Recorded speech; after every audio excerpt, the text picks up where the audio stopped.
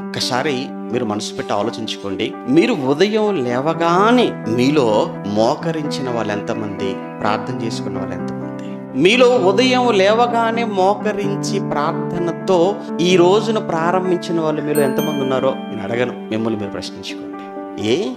ఉదయం లేచి మోకరించి ప్రార్థన చేయకుండా ఒక రోజును మీరు ప్రారంభించారంటే దేవుడితో పనేంటిలే అనుకునేనా?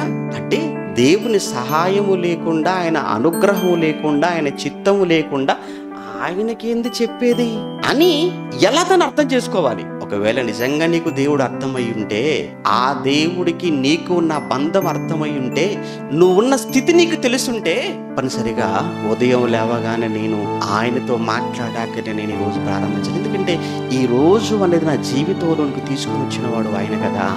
అలా రాత్రి పడుకునే ముందు అయ్యేవండి ఎంతమంది మోకరించి ప్రార్థనతో ఈరోజు పడక మీదకి వెళ్ళిపోతున్నారు. రోజు ఎందరో ప్రార్థనలు మానుకొని పడక మీదకి వెళ్ళిపోతున్నారు. అంటే మీకు దేవుడితో పని లేదా? దేవుడు అవసరత లేదా? బ్రతికేయగలన నమ్మకం మీకు వచ్చేసిందా? అంటే దేవుడితో మాట్లాడకపోయినా, దేవుడు వాక్యాన్ని వినకపోయినా, చదవకపోయినా, నేర్చుకొనకపోయినా, ప్రార్థన చేయకపోయినా నేను బ్రతకగలను అనేటువంటి ఆ నమ్మకం, ఆలోచన నీలో ప్రారంభమైందనంటే నీలో దీనత్వము లేదు.